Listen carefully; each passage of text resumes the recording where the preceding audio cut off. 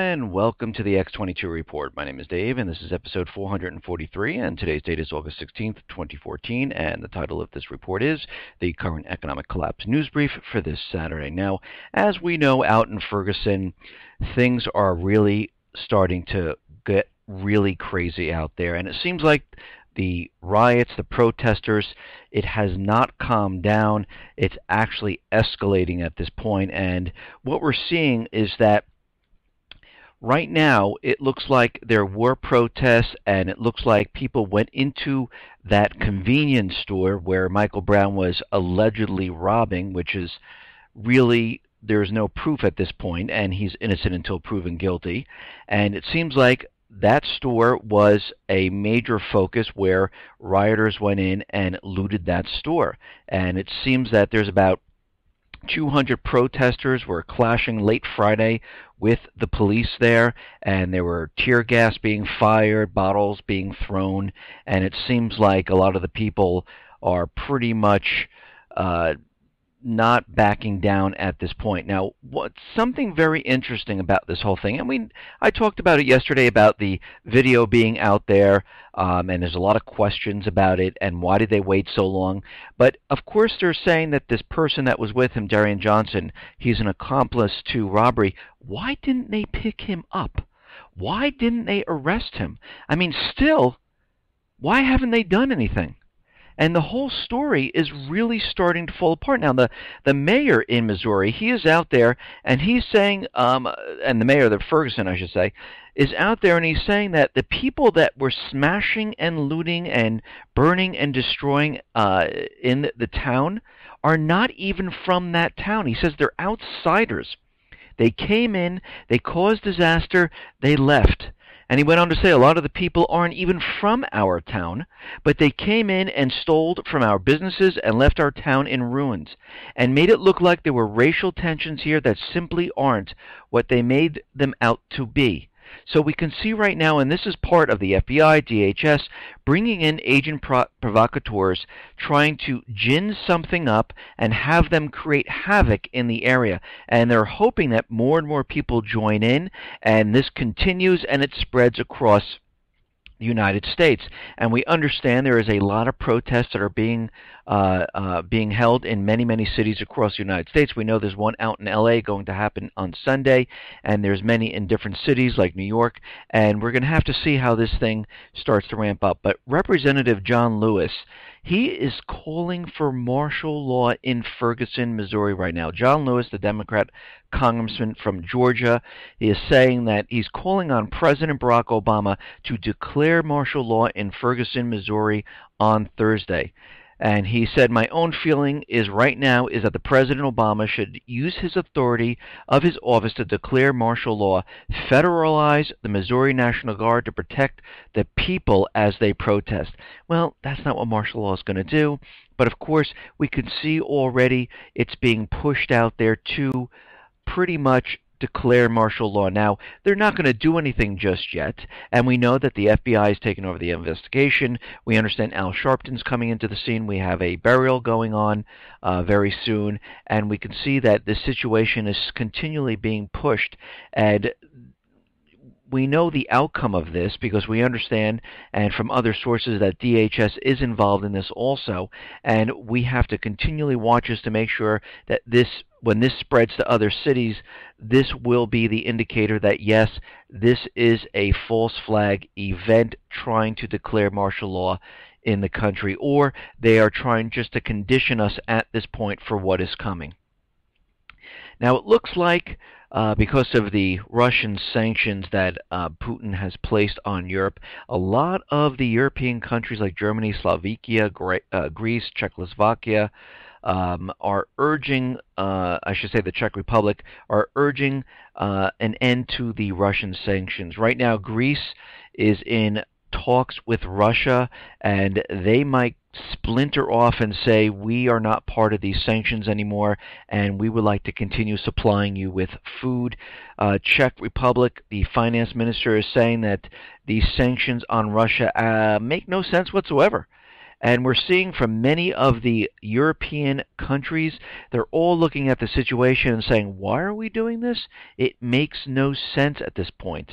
Why are we hurting ourselves? So it looks like a lot of them are looking at this and they're going to start backing off, and we're going to have to see how this plays out. Now, in a report that I did earlier, we know that a Dansk bank official was out there saying that within 3 months that these sanctions and the food ban will be completely gone, because Europe is going to look at the situation and say, you know what, we can't do this anymore, and they're going to pretty much remove their sanctions. Russia's going to do the same, and they'll be exporting food back to Russia. So we're going to have to see how this plays out, and it seems like we are headed down that path.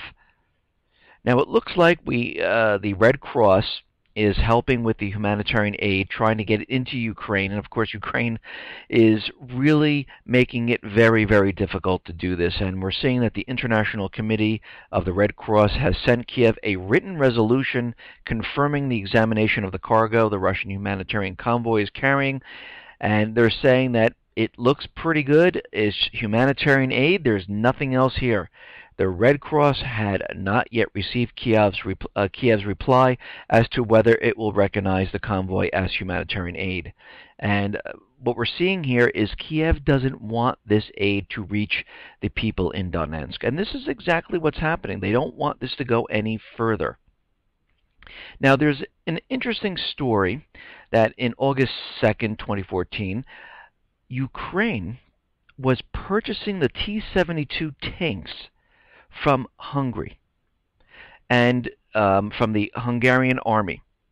And what we're seeing here, and I'm wondering if they purchased these T-72 tanks, might have, replaced, painted them, we put markings on them, and used them to say this was the convoy that Russia was trying to bring into Ukraine. Now, it's very interesting that they just purchased these tanks, and nobody pretty much knows where they are at this point. And we had this bombing of a convoy, which they cannot show any type of proof. We haven't seen any satellite images. We haven't seen any photos. And of course, they have to include the markings, the location of where these are, Russian soldier uniforms. And so far, they haven't produced any of this. Now, the U.S. is saying we're not sure what happened here. We're not taking either side, and we're not commenting at this point. Now, we have to understand what is going on in Iraq here. Now, we understand that the Islamic State is inside Iraq, causing havoc and chaos. This is done on purpose. The United States, Israel, UK, other Arab nations have been supporting this, and they want chaos in the region. Now, we also have to understand that Russia has, a Russian company, Lukoil, has made an agreement with Maliki to pretty much explore oil and gas in the area in Iraq. And we can see they were about to finalize the deal right now. And we also have to understand that the United States government, central bankers, wanted Maliki removed. Now, they supported him up to about almost May of 2014. Now, Maliki did a couple of things, and one of the reasons why all of this chaos was taking place, it is because Maliki wouldn't sign the Bilateral Strategic Framework Agreement. Now, this is almost like the Bilateral Security Agreement in Afghanistan, where Karzai will not sign this, which would allow troops to stay in Afghanistan. Well, the Bilateral Strategic Framework Agreement is pretty much very similar. This agreement represents the strong military-to-military relationship between the United States and Iraq and provides mechanisms for increased defense cooperation in areas including defense planning, counterterrorism, cooperation, and combined exercises, and also gives the forces the ability to be in the country.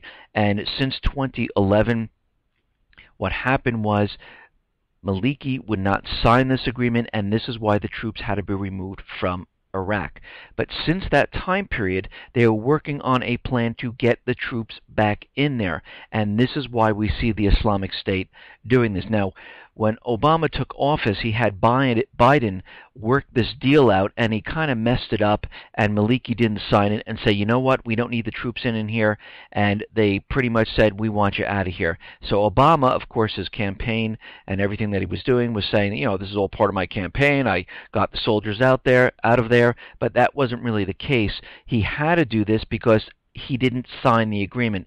Now they force Maliki out, and they want this agreement signed by the new prime minister. And of course, once they sign it, guess what? Troops will be back in Iraq. We will have boots on the ground. And what we're seeing right now is that this is exactly what is happening. This whole Yazidi on rescue completely fell apart because there was really no one up there, and the rescue plan was no rescue plan. So what's happening right now? Well, the Anbar governor, Ahmed Khalaf al-Dalumi, confirmed meetings with the U.S. diplomats and senior military officials and secured a promise of not only airstrikes against ISIS holdings in the province, but a military presence on the ground. No date was decided, but it will be very soon, and there will be a presence for the Americans in the western area. And this is confirmed by the governor.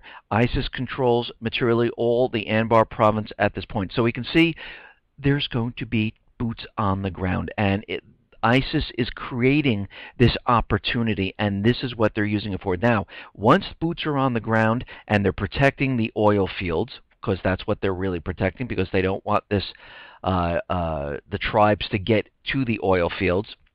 Because you have to remember, two things are happening inside of Iraq. We have the Islamic State, which is creating chaos, where they're able to remove Maliki, have a new prime minister in there, have him sign this agreement, and put boots back on the ground to stop these troops, because to stop these tribes that are really rising up in all these countries. And we can see this is how this is completely playing out right now, and they're really pushing the agenda.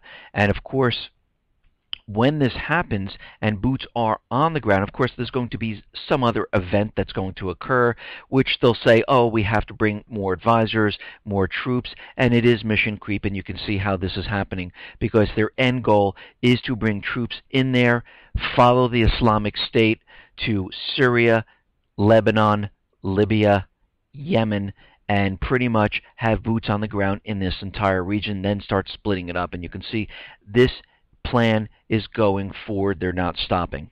Now, with Ebola, it seems like hospitals in the United States are preparing, and they're hustling to prepare for the first traveler from West Africa who arrives in the emergency room with symptoms of infection with Ebola virus.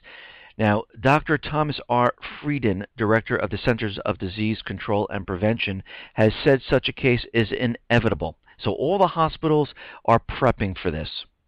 And what's very interesting about this is the CDC put out some guidelines for the hospitals on how to handle the Ebola patients. And the CDC says the healthcare workers treating Ebola patients need only wear gloves, fluid-resistant gown, eye protection, and a face mask to prevent infection from the virus. Now think about that for a second. They're telling each one of the hospitals, and this is coming out of the New York Times, and the hospitals are a little worried about this. They're telling them you need gloves, a gown, and one of those plastic face masks. Now on the CDC website, it tells us that Ebola is airborne. If you are within 3 feet, you can be infected. So why aren't they telling them to put those suits on that would protect them a lot better? And the hospital staff, they're out there saying, well, this doesn't make sense to us, because you're telling us that it's airborne, and you're only telling us that we need a face mask, a rubber gown, and gloves. So something is not right here. Something is being planned, and it makes no sense whatsoever. And a lot of the hospitals are saying, well, we'll be a little bit more comfortable if we had isolation rooms, if we had the full moon suit to protect us, and we're going to go down that route. And who knows, maybe a lot of the smaller hospitals might listen to the CDC and say, okay, that's all we need, that's all we have to do, and we'll see a lot more people getting infected with Ebola. Now, again, Al-Qaeda is out there, and they are really pushing the um, the terrorism threat along with the Islamic State. Now we know this is all propaganda. They are continually building this up for the main event that's going to happen here in the United States. And Al-Qaeda right now is saying, and this is coming from the deadliest franchise, and guess where the deadly franchise is? It's in Yemen, of course. Now, they're saying that we declare our solidarity with our Muslim brothers in Iraq. We call on the Islamist groups to go after America as part of its plan for jihad, military, economically, or through media. And we call on every Muslim, especially anyone who can enter America, to champion his brothers by going to war against America with everything he can. So what do we have going on right now? Well, we have the riots continuing in Ferguson. We have agent provocateurs in there trying to spread this out so eventually the Obama administration could declare martial law on the country. Now, we already have calls out there to declare martial law in Ferguson, so they're already building this up. We have hospitals getting prepared for Ebola, for patients that are coming in, and it will be inevitable as they come to the United States. And then we have all these warnings coming out about Al-Qaeda, the Islamic State, coming to America. Get into the country any way you can, open borders, and wreak havoc on the United States. So we can see when we put all of this together, they are definitely planning for something very big. Listen, everyone, thanks a lot for listening. Be well, be safe, and especially be prepared. Thanks a lot.